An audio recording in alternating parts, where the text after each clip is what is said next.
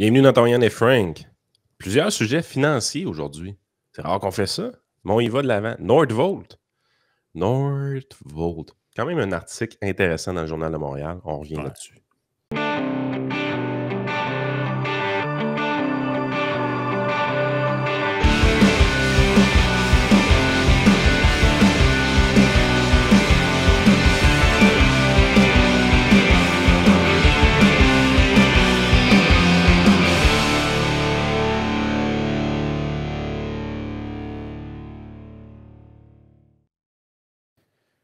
Écoute, les médias québécois sont tellement pas bons des fois que tu es obligé de prendre la défense de gens que tu n'apprécies pas nécessairement. Ben, tu sais, c'est pas une histoire personnelle. Moi, j'ai rien contre Gérard Deltel, je le connais pas. Il me connaît pas, je l'ai même jamais rencontré. J'ai rien contre lui, l'humain. Comme politicien, je trouve qu'il est décevant. Il m'a déçu dans le temps qu'il était à l'ADQ, qu'il y a eu la fusion avec la CAQ. Il m'a déçu comme conservateur. Bref, c'est un jugement politique que je fais. Par contre, maintenant, C'est qu'il occupe présentement un siège qui pourrait être occupé par quelqu'un d'un peu plus musclé, on va dire. Mais il y a une qualité, Gérard Deltel. C'est un communicateur pour vrai. Ça, c'est une qualité qu'il a. La deuxième qualité qu'il aurait, généralement très loyal à son chef. Tu sais, parce qu'il a fait campagne contre Pierre Poilievre. Oui, c'est ça. Puis il est assez loyal envers son... C'est une qualité qui est respectée en politique, qui est moins respectée un peu pour les analystes politiques comme nous autres qui voient la contradiction. Oui, c'est ça. Mais non, mais ça, je le comprends totalement. Donc, si on revient, on remonte le fil des événements. Le Journal de Montréal a publié la semaine passée, je pense, c'était la semaine passée, 17 janvier. Cet article-là. Bagel et Pizzeria de Montréal, Ottawa veut évaluer leur pollution atmosphérique. Hey, ça, c'est fou raide. Qu'est-ce qu'ils font dans les bagels? Tu sais, les gens sont là. On se fait taguer des fois dans des affaires. Ouais, c'est quoi le problème avec tel autre? Chris, le politicien municipal est rendu à la tête dans la litière puis dans le poêle à bois. Trudeau est des bagels. Eddie Van Roberge puis Legault qui veulent jouer dans mon Spotify. Chris, avez-vous fini de nous écœurer avec vos lubies et vos affaires? Puis il n'y a pas en France qui disent que les fours à bois, finalement, c'est une bonne idée. Oui, en France, là, il y a comme un nouveau programme, là, une nouvelle publicité du gouvernement. Ils disent aux gens, le bois, ça repousse, donc c'est une énergie renouvelable. Fait que vous pouvez... Hey, non, mais ça, c'est Je vais essayer, d'ici la fin du show, de vous retrouver la publication. Mais ça, c'est comme les masques. Hein? Ah, OK, on manque de masques. Non, allez pas acheter des masques, là, ça ne vaut pas la peine. Vous allez le mettre tout croche, ce ne sera pas utile, puis tout ça. Puis là, finalement, on refait des stocks de masques, puis là, Horacio, il sort, puis il dit, non, là, les masques, c'est la 8e invention, la 8e merveille du monde, il faut vous mettre ça dans la face. On va même vous obliger à le faire, gang de crétins. C'est n'importe quoi. What? Écoute bien ça. Ouais, la boue, c'est pareil en Les France. pizzerias et fabricants de bagels de Montréal qui cuisent leurs recettes dans des fours à bois pourraient devoir déclarer leur émission de polluants atmosphériques chaque année à l'Inventaire national des rejets polluants. Donc là, le gars fait cuire... Il y a l'Inventaire national des rejets polluants. Moi, dans ma perspective, tu prends l'ensemble des employés de cette agence-là qui s'occupent de ça, puis tu me sacs tout ça à la porte. L'agence aux poubelles aussi. Là. Arrêtez de nous Ça n'a absolument pas rapport à nous faire croire que ces gens-là délivrent un service. Là. Cette liste fédérale est un inventaire de polluants qui peuvent être rejetés dans l'eau, dans l'air ou encore sur le sol par des entreprises industrielles et commerciales. Elle est accessible au public. Là, on nous dit qu'il y a une centaine de commerces dans la métropole qui utilisent encore des fours à bois ou des grilles à charbon de bois, et particules fines. Mais c'est pas une marque de commerce pour les usines de bagels de faire ça. Oui, c'est comme une pizza cuite dans un four à pizza avec des... Chris, c'est une business. Tout ça. Fait que bref, Trudeau et sa gang de Matamor sont rendus à la tête dans le four à bagel, en train d'aller checker s'il n'y a pas du créosote, ces briques. Ouais, mais ça, dans le registre. Puis là, c'est complètement débile. Et là, Gérard Deltel a fait une vidéo là-dessus. Il est allé dans dans une bagelerie, ça n'existe pas, là, mais dans un... c'est même ça s'appellerait dans une bagelerie. Mais, fait que c'est ça. Gérard Deltel, il a fait une vidéo, puis il a appelé ça incroyable. Justin Trudeau et son ministère de l'Environnement veulent s'attaquer aux fours à bois dans les pizzerias et les magasins de bagels. Seuls les conservateurs peuvent leur enlever les mains de la pâte. quand même, je l'ai trouvé quand même assez bonne. Fait qu'on regarde la petite vidéo qu'il a faite. Bien le bonjour tout le monde. J'imagine que comme moi, vous adorez manger des bagels qui sont cuits au bois. D'ailleurs, ici à Ottawa, on les fait cuire au bois. C'est très bon, c'est délicieux, mais attention, le gouvernement libéral veut faire le registre de tous les bagels et les pizzas qui sont cuites au bois. Pourquoi? Parce qu'ils disent que c'est polluant. Et ils veulent faire un grand registre national des rejets polluants qui sont faits par les fours au bois pour les bagels et les pizzas. Ça n'a pas de bon sens, hein? Vous pensez comme moi, ça n'a aucun bon sens. C'est pourquoi nous, les conservateurs, on va se battre pour faire sûr et certain que les libéraux ne vont pas de l'avant avec cette idée stupide de faire un registre et d'empêcher surtout les bagels et les pizzas d'être cuites au bois. Bon. Je veux dire, mettons d'un point de vue technique, ça sonne comme de la merde. Mais il y a une amélioration. Je veux dire, avant ça, il était missing in action, lui, là. Mais c'est quoi le problème avec ce qu'on vient de voir? Il n'a pas menti. Tout ce qui est dit dans la vidéo est écrit dans l'article du Journal de Montréal. Et là, qui répond? Parce que là, es-tu en train de dire qu'il s'est fait ramasser dans les médias pour avoir fait cette vidéo? Ben là, non, ramasser, ridiculiser. Donc là, voici le texte du truculent Antoine Robitaille dans le Journal de Montréal. C'est un des pires torchons que j'ai jamais lu de ma vie, cet article-là. Comme élu conservateur, Deltel préfère les complots pizza et bagel-ophobes à la vérité. Attends un peu. Wow, wow, wow, wow, wow, wow, wow, wow, wow, wow. Que c'est ça? Complot? C'est parce que Antoine, Gérard, là, c'est-tu ce qu'il a fait? Il a lu un article qu'un de tes collègues a écrit, puis il a fait une vidéo avec. Fait que si ce qu'il raconte n'est pas vrai, là, tu iras voir ton collègue. Ouais, mais comment ça passe, ces affaires-là? Si au moins c'était dans la presse, mettons c'est la presse qui fait ça, je dirais, OK, c'est tel que tel. Chris, c'est le même journal. Et là, écoute bien le niaiserie que le gars raconte, c'est débile raide. Le Parti conservateur de Pierre Poilievre consolide son avance à peu près partout dans le Dominion, sauf au Québec. Il y a quelque chose dans cette formation politique qui ne passe pas chez une bonne partie des électeurs.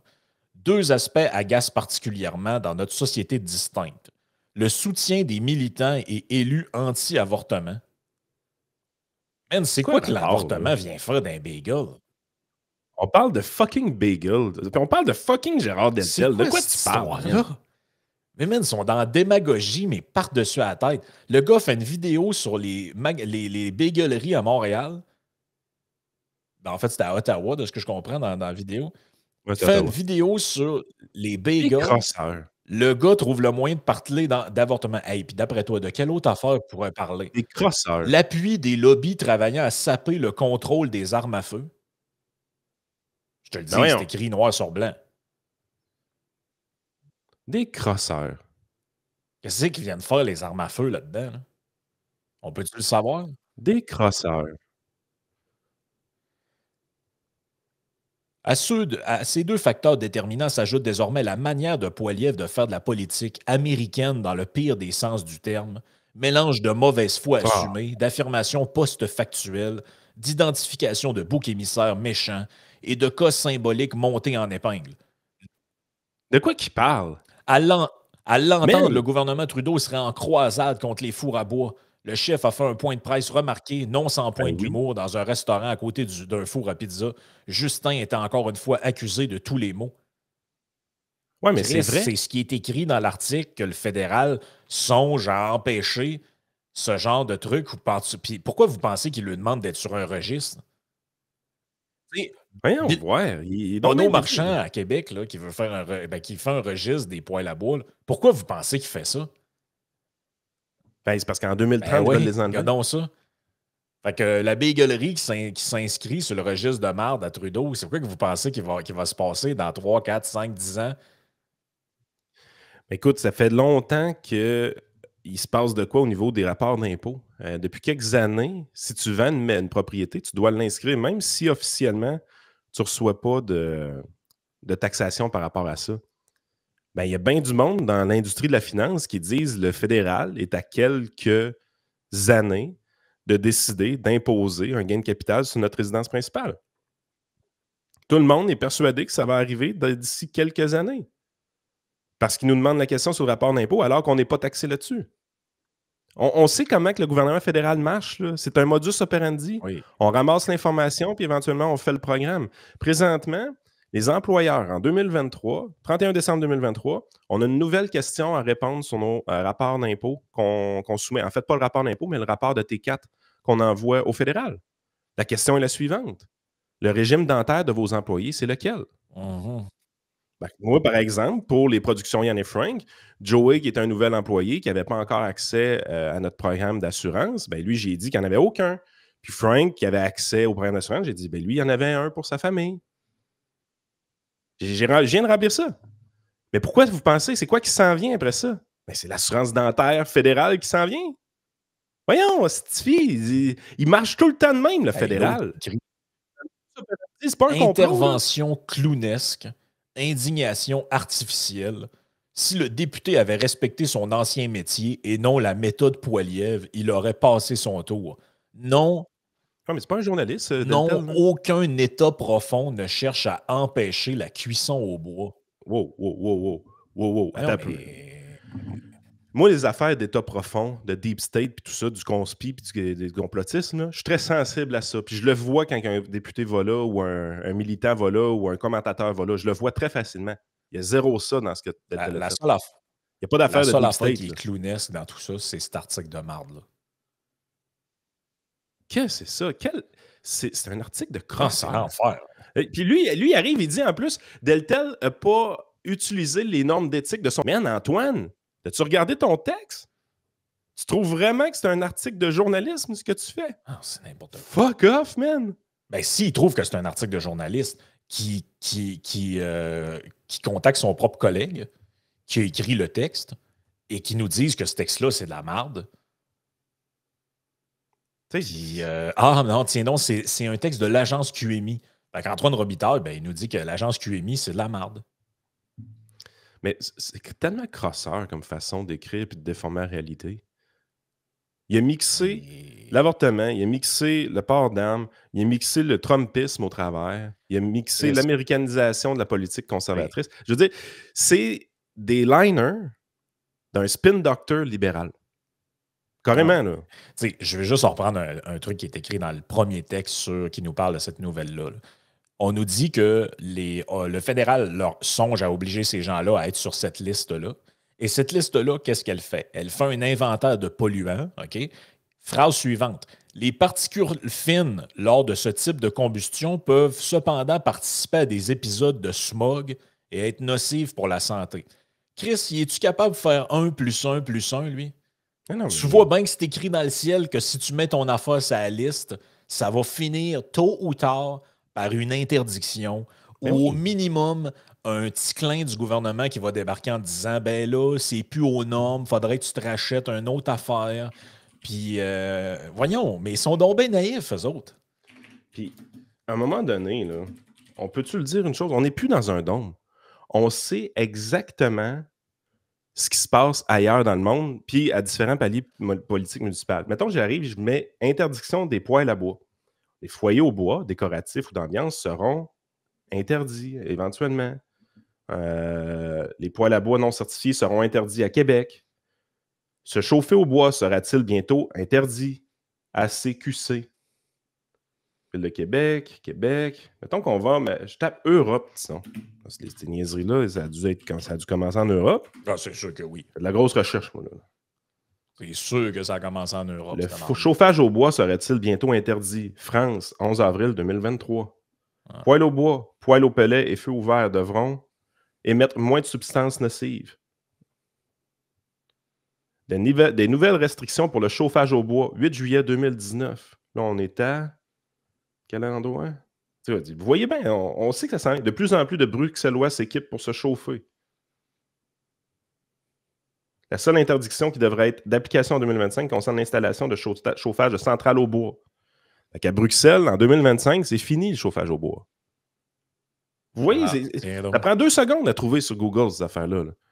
On le sait, c'est quoi la tendance? Pensez-vous vraiment que les politiciens québécois, dans toute leur incompétence, leur naïveté et leur insignifiance, ont la réelle capacité d'innover en matière de réglementation? Ces tatas-là font juste suivre ce que les autres font ailleurs. Oui. Et ça, c'est ce que j'ai là, je vais vous mettre, je l'ai retrouvé, c'est la publication qui circulait en France. Je ne sais pas exactement qui l'a fait, mais elle me fait quand même solidement rire. C'est la suivante. On nous dit le poêle à bois est un appareil de chauffage indépendant qui utilise le bois comme source d'énergie et ce combustible peut prendre différentes formes, le bûche, les granulés, tout ça. C'est un chauffage écologique et renouvelable.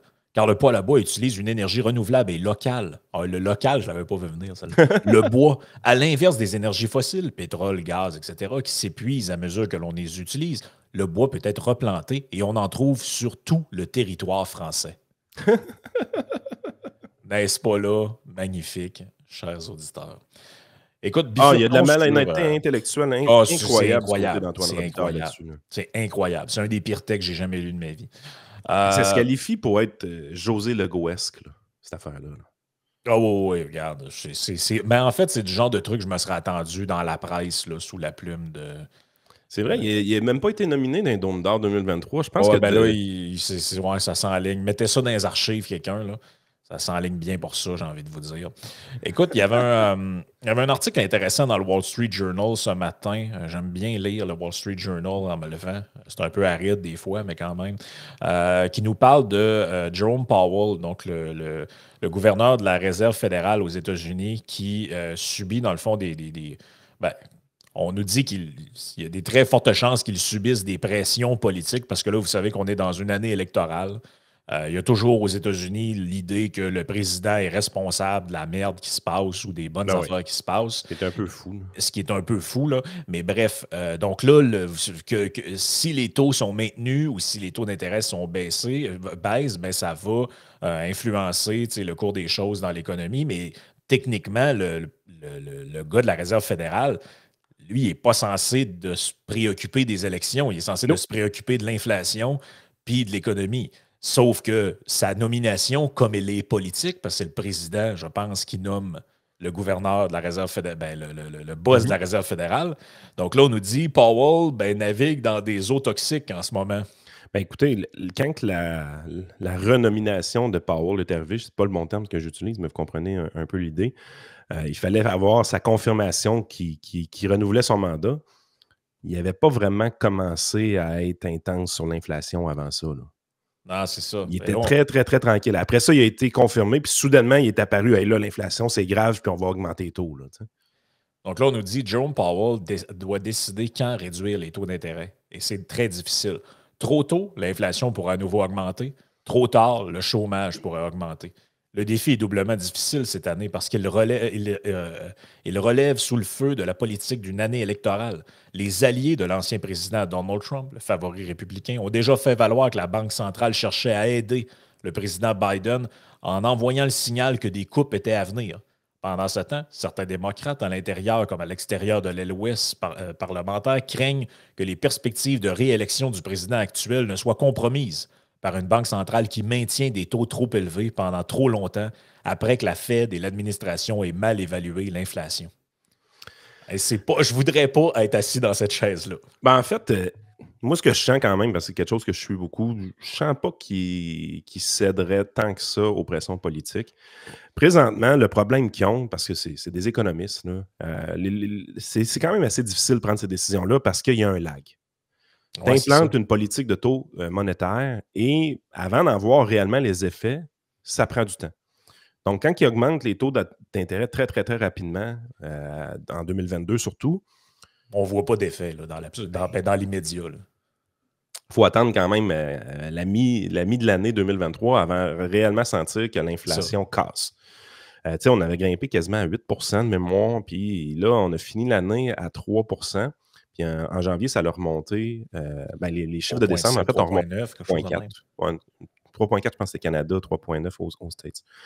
Ce qui n'était pas une bonne nouvelle parce que c'était un changement de tendance. Fait que là, tu dis, ça ne va plus dans la bonne direction. Fait que là, tu es en wait and see. Ils sont vraiment dans une situation qui, là, ils checkent toutes leurs variables économiques. Il y a eu quand même la semaine passée une nouvelle qui était intéressante dans le sens qu'il y a une autre mesure d'inflation qui finalement tombait en bas de 3 %. Mais ça ne tient à pas grand-chose. C'est extrêmement fragile. Mais moi, ce qui me fascine le plus, c'est le discours dans les médias financiers. J'ai l'impression que il n'y a plus personne de rationnel dans notre société. Je vais vous expliquer un peu comment ça devrait fonctionner de manière normale, une banque centrale. Je pense que 2018, c'est l'exemple le meilleur pour vous le démontrer. 2018, on rentre dans l'année et à ce moment-là, on commence à avoir des craintes que l'inflation monte. C'est pas nouveau, l'inflation. C'est quelque chose qui est toujours regardé. Et à ce moment-là, la Banque centrale commence à prendre des actions en disant, ben écoute, il y a une petite surchauffe économique, on a peur d'échapper l'inflation. L'inflation, on vise 2 %. On vise pas 3, on vise 2 %. Puis on tolère entre 1 et 3. Donc, c'est de même que ça doit fonctionner. Mais là, on se disait, ouais, ça pourrait peut-être dépasser 3 éventuellement. Fait qu'on va commencer à prendre action tout de suite. Fait qu'il y avait eu comme 3 hausses de taux au début de l'année. Le marché financier l'avait digéré vraiment à mal, cette hausse de taux-là, qui, à toute fin pratique, est une forme de bonne nouvelle. Parce que tu dis, écoute, l'économie va tellement bien qu'on a peur qu'elle surchauffe. On a peur que la surchauffe amène de l'inflation. Donc, on va bouger tout de suite pour s'assurer que ça se calme un peu. En fin d'année 2018, les marchés financiers ont planté. Pas énormément, là, mais 10, 12, 15 % dans ces coins-là. Là. Je vois de mémoire. Puis, ça avait mis vraiment comme de l'eau froide sur la bourse. Tu sais, ça avait fait « Wow, OK, là, on se calme les nerfs. » Puis, il y avait eu des rajustements, et ainsi de suite. Ce qui nous a donné une année de 2019 en bourse quand même relativement calme, où est-ce que ça a monté progressivement. Puis, l'économie allait bien, puis finalement, les menaces inflationnistes s'étaient calmées. Mais on était on the watch. Arrive la pandémie, puis là, le shit show, évidemment. Les taux d'intérêt sont diminués tout de suite. Il y a du quantitative easing à la tonne parce qu'on a fermé l'économie. On a été vraiment dans des territoires qu'on n'a jamais été. Puis là, ça a donné ce que ça a donné. 2 ans de marde au niveau économique, avec suivi d'une période inflationniste parce qu'on a tellement imprimé d'argent que l'argent s'est ramassé partout. Puis là, après ça, il faut que tu augmentes les taux, il faut que tu contrôles ça, puis ainsi de suite. Sauf que le contexte normal de 2018, c'est que tu as une inflation qui est relativement stable, qui navigue autour de 2 %, tu as peur qu'elle dépasse 3 %, tu commences à hausser les taux tout de suite. Fait que là, gardez ça en tête. Là, on est dans une situation qu'on arrive de 8 % d'inflation, puis on descend jusqu'à 3,4 jusqu'à 3 %. Puis là, ça remonte en haut de 3. Et là, tu as toutes sortes de commentateurs politiques, toutes sortes de commentateurs financiers qui sortent dans les médias et qui disent il va y avoir 5-6 baisses là, cette année quasiment. Exact. Qu'est-ce qu'ils racontent, ces gens-là? What? Mais tu sais, généralement, les baisses de taux, surtout drastiques, vont arriver dans un contexte très précis. Une récession profonde. C'est pas quand tu flirtes avec la récession, c'est là que tu dis, écoute, l'économie est jamais, on est à 10 % de chômage, vite, il faut faire de quoi, il faut la stimuler. Là, on va baisser les taux souvent de manière très drastique. On va penser au quantitative easing par après. Là, on flirte avec le 3 % d'inflation pendant 1 mois ou 2. Après ça, il y a un renversement de tendance qui s'opère. Donc, tu es dans l'incertitude la plus totale. Tout le monde parle de baisse de taux. Vous prenez vos swaps des réalités, les amis. Là. Il y a une différence entre souhaiter une baisse de taux puis mettre de la pression à tout le monde pour en avoir. Moi, dans ma perspective, une baisse de taux est probablement plus possible au Canada qu'aux États-Unis. L'économie est plus mal en point au Canada qu'aux États-Unis. Fait que, si j'aurais de la misère à me prononcer au Canada qu'il n'y aura pas de baisse de taux en 2024 présentement avec les chiffres qu'on voit. Par contre, aux États-Unis, j'aurais de la misère à me prononcer qu'il y ait une baisse de taux aux États-Unis parce que. Mais c'est ça, mais on dirait qu'il y a un problème. Mais c'est ça, mais on dirait qu'il y a un problème de perception. Là. Les gens pensent que s'il y a une baisse de taux, c'est que ça va bien, mais c'est plutôt le contraire. Là. Non, exact. Ça va bien, OK, c'est parce que l'inflation, mettons, si tu le regardes juste sur l'aspect inflation, mais il y a l'aspect économique là-dedans. Là. Bien, à toutes les fois qu'on parle à des gestionnaires de portefeuille de notre côté, ce qui m'épate le plus, c'est que moi, j'interprète toujours comme la possibilité d'une baisse de taux comme étant une mauvaise nouvelle économique. On parle d'entreprises qui vont avoir de la difficulté à faire des profits, il va y avoir des faillites, il va y avoir des mises à pied, il va y avoir des taux de chômage qui augmentent. Si tu me dis que les gouvernements baissent, la Banque centrale baisse les taux d'intérêt, c'est parce que le contexte économique, c'est ça. Mais Christy, à toutes les fois qu'on dirait que la probabilité de baisse de taux augmente, la bourse se met à aller bien, puis ça se met à monter. Là, pourquoi la bourse monterait dans un contexte qui est quand même relativement négatif? Ben, c'est parce que je pense que c'est parce qu'on a envoyé le signal dans le gouvernement, les banques centrales, tout ça, ils ont envoyé un peu le signal que les hausses et les baisses étaient uniquement reliées à l'inflation. Donc, moins d'inflation égale bonne nouvelle. C'est ça que c'est de même que je pense que c'est comme ça que c'est compris, alors que c'est très limité comme vision. Là. Exactement. Mais ce qui arrive aussi en bourse, il ne faut pas se le cacher, c'est qu'il y a beaucoup d'argent liquide qui est disponible pour être investi à cause de cette baisse de cette impression de l'argent-là dans le passé. Et on est en fin de cycle boursier également. il y a beaucoup de petits investisseurs qui font bouger la bourse avec de l'enthousiasme excessif puis du pessimisme excessif aussi. Parce qu'en 2022, d'une certaine façon, il y avait du pessimisme excessif à certains endroits à quelque part. Fait que tu es vraiment dans une situation où est-ce qu'on est over-sensible à toutes les nouvelles économiques qui peuvent sortir et on les interprète mal en plus. Moi, je veux dire, moi, ce qui m'intéresse, c'est le long terme. Okay? Je suis très peu sensible au court terme. En fait, je ne suis absolument pas sensible aux fluctuations de court terme. Puis, je prends pour acquis qu'il va en avoir une récession. Je ne sais pas quand, je m'en calisse. Il va en avoir une à un moment donné. Je prends pour acquis que la bourse va planter de 35-40% à un moment donné aussi. Je ne sais pas quand, puis c'est pas grave. I don't care. Okay? C'est toutes des choses que quelqu'un qui fait de la gestion à long terme en finance comprend que ces cycles-là sont normaux. Puis c'est pas grave. Il s'agit juste d'avoir configuré le portefeuille pour que quand il y a une baisse de portefeuille, ça ne nuise pas à un retraité, ça ne nuise pas à quelqu'un qui a besoin de sortir de l'argent. C'est la seule chose qu'on doit s'occuper de notre côté. Mais tu sais, dans l'article, une des choses dont il parle, c'est qu'il y a des précédents. Les inquiétudes peuvent être réelles parce qu'il y a des précédents. Et là, on nous dit il n'est pas rare que la Fed modifie ses taux d'intérêt les années électorales. La Banque centrale a commencé à relever ses taux depuis des niveaux historiquement bas en 2004 lorsque le président George W. Bush cherchait à être réélu. Elle a lancé une campagne de relance par l'achat d'obligations alors que le président Barack Obama cherchait à être réélu. Et en 2020, il a réduit ses taux et lancé les achats d'obligations lorsque la pandémie a éclaté. Donc, c'est sûr que si tu regardes l'historique, là, il y a d'autres exemples qui sont donnés, il y a souvent des mouvements ou des changements un peu de direction pendant des années électorales. Moi, je trouve que c'est une bonne nouvelle. Non, c'est pas une bonne nouvelle parce que, tu sais, la crise de 2008, qui était extrêmement profonde, là, elle a été tough, celle-là. Là. L'éclatement de la bulle immobilière aux States, c'était spectaculaire. Là. Mais à peu près tous les livres que tu lis sur la politique monétaire de Greenspan dans ces années-là, ben, tu te dis, crime, on a vraiment pris des décisions très louches. Là. On gardait les taux artificiellement bas alors que l'économie roulait à fond de train. Là. Là, tu es là, tu te dis pourquoi? Pourquoi? Ça va bien, c'est pas le temps de les garder trop bas. Arrêtez, vous êtes en train de créer une bulle, puis c'est carrément ce qui est arrivé, de créer une bulle au niveau des maisons. Puis ça l'a pété solide, cette bulle-là, quand elle a éclaté. Ça a sacré la planète au complet en récession. Pensez-y, là. Un pays a sacré la planète au complet en récession parce que sa bulle immobilière dans leur pays a éclaté. C'est débile, là. Il y a des grandes institutions financières qui ont fait faillite. Là. Bear Stearns, là, vous ne connaissez pas ça aujourd'hui, en 2024? Ben, Bear Stearns, c'était une entreprise qui était très profitable en 2007. Là. Ça l'a implosé. Oui, exact. C'est assez capoté, pareil. Ben, écoute, on en a appris des bonnes quand même ce matin sur la fameuse filière batterie. Moi, je l'ai en version plus. Ah, bon, de même, ça fait. J'allais dire, je l'ai comme en version plein écran. Là. Mais de même, c'est bon aussi. Là. Donc, des pertes massives pour Nordvolt, un texte de Sylvain Larocque. En général, les textes de Sylvain sont bien. Là. J'aime bien ces textes économiques. Là. Et là, on nous dit, l'an dernier, alors que Nordvolt négociait avec Québec et Ottawa pour décrocher des milliards de dollars de notre cash, ça c'est moi qui l'ai rajouté, la jeune entreprise suédoise cumulait retard et pertes massives.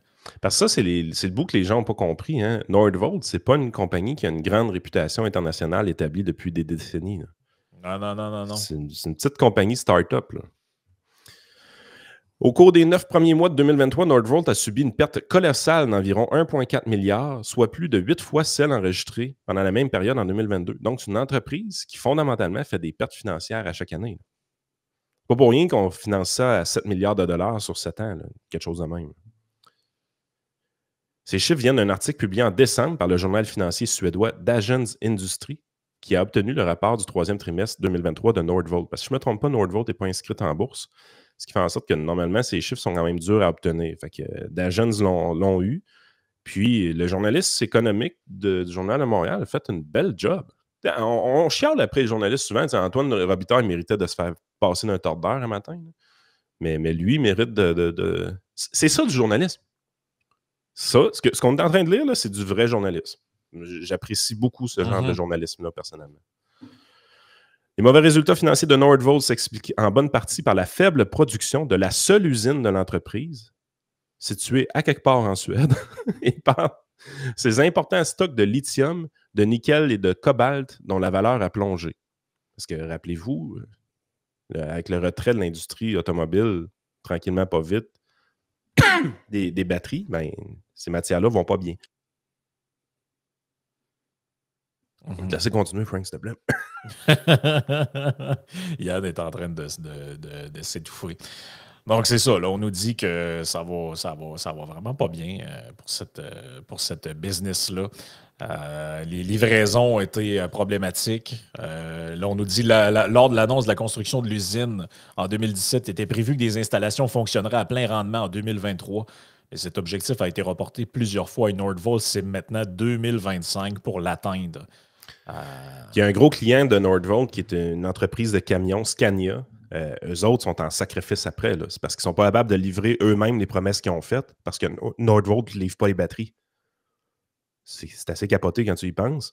Puis moi, ce qui m'a vraiment fait tilter dans l'article, c'est ce qu'on va voir là. Le PDG, Peter Carson, c'est voulu rassurant. Oui, il est rassurant, mais moi, les actions parlent plus que les paroles.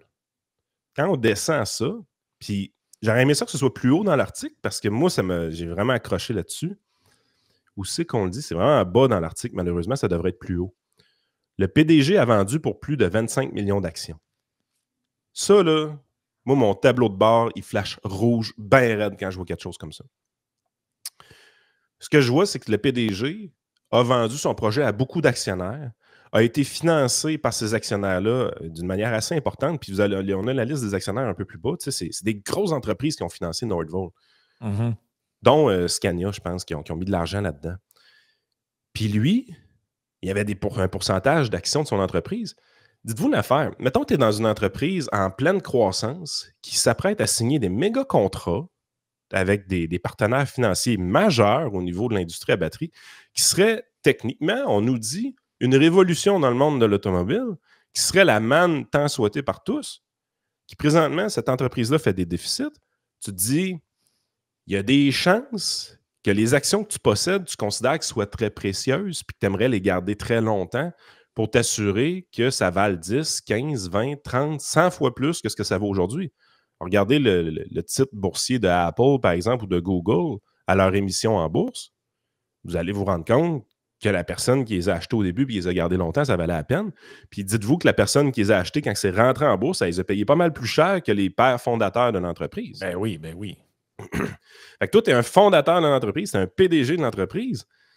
Tes actions, tu ne veux pas t'en départir facilement, surtout quand tu n'es pas encore entré dans ta phase payante. Là. La journée que tu commences à faire des profits, tu t'inscris en bourse, tout le monde veut acheter tes actions, je veux dire, tu deviens multimilliardaire. Ce gars-là, la manière que ça nous est présenté, Nordvolt, a la possibilité de devenir multimilliardaire techniquement. Ben, de 2019 à 2022, il s'est départi de 25 millions d'actions de l'entreprise. Fait que lui, il aura beau être rassurant de son côté quand il parle. Là. Ses actions ne disent pas la même chose que ses paroles. Il n'y croit pas au projet de Nordvolt. Parce que si tu y crois, tu ne te départis pas de tes actions. Tu sais, tu as peut-être besoin de payer une coupe de facture, 1-2 millions, ça, on peut comprendre ça. Mais là, c'est 25 millions. Savez-vous à quoi ça ressemble? Ça ressemble à quelqu'un qui est un extrême bon vendeur. C'est vraiment un bon vendeur. Il n'a absolument pas confiance dans l'entreprise qu'il gère, puis il essaye de faire une paye avant qu'il soit trop tard. Ça ressemble à ça, Nordvolt. Puis ça, c'est nos génies d'investissement à Québec qui investissent là-dedans. Là. Des génies, mes amis. Oh, le PDG est en train de se sauver avec son cash. Puis ça, si tu fais un due diligence, quand tu arrives et tu veux envoyer 7 milliards à une entreprise là, avec divers paliers gouvernementaux, tu fais un due diligence. Là. Tu t'assures que cette compagnie-là est bien gérée, puis tu t'assures que cette compagnie-là, le PDG qui est à sa tête, il y croit. Là. Ben, je sais pas. Me semble. Ça a l'air d'un fly-by-night. Là. Ouais, ça a l'air de du take the money and run. Regardez les actionnaires. Ils ont accès à du gros cash. Là. 22% de Volkswagen, 15% Goldman Sachs, Vargas et Peter Carson lui-même qui avait 6,9% de l'entreprise. Il a vendu pour 25 millions d'actions. Ça vous allume rien, vous autres? La clé de cet article-là, comme je vous dis, je pense que le journaliste a fait une bonne job, mais il n'a pas réalisé jusqu'à quel point que la clé de l'article était à la fin de son article. Là. Mais c'est ça ici. Moi, là, je suis à Investissement Québec, là, puis je me fais vendre l'entreprise de Nordvolt comme étant une merveille du monde, puis j'ai le goût d'investir dedans, je lis seulement ce bout-là. Là. C'est départi de 25 millions d'actions de l'entreprise de 2019 à 2022. Je ferme le dossier. C'est terminé. Là. Ça vient de se finir là. Même si ça avait l'air beau, même si le projet avait l'air bon, même si le produit avait l'air bon, son PDG n'y croit pas. Ça finit là, là. Puis parle à n'importe qui aime la finance, parle à des gestionnaires de portefeuille. Une des choses que le gestionnaire de portefeuille veut faire avant de décider d'investir des millions de dollars dans une entreprise, c'est exactement ça. C'est de dire, hey, est-ce que cette compagnie-là est bien gérée? Puis est-ce que le PDG à sa tête y croit vraiment? Même les petits investisseurs regardent ça. On appelle ça les transactions d'initiés. Ces transactions-là d'initiés, souvent, sont publiques.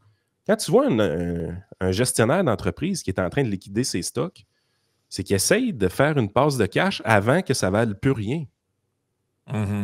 Moi, là, la probabilité que Nordvolt fasse faillite dans les 5 à 10 prochaines années, elle est non négligeable. Elle n'est pas de 0%, cette probabilité-là. Et ce, malgré l'aide financière qui aura été donnée par le gouvernement. Écoutez, on va migrer vers la partie Patreon. On a du contenu exclusif. On va vous dévoiler la liste des influenceurs et des leaders d'opinion qui ont reçu un cachet du gouvernement lors de la pandémie pour participer à des publicités telles que des TikTok, des Instagram. Des TikTok, des Instagram, tels que concours vaccinal, masque, l'opération Porte ton masque, l'opération Halloween, et bref, une série de patentes comme ça. Donc, on a les montants, on a tout ce qu'il faut, et tout ça, c'est la résultante d'une demande d'accès à l'information qui a été faite au ministère du Conseil exécutif. Donc, on aura les détails pour vous, mais sur Patreon. Exactement. Ça risque d'intéresser pas mal de monde, je pense.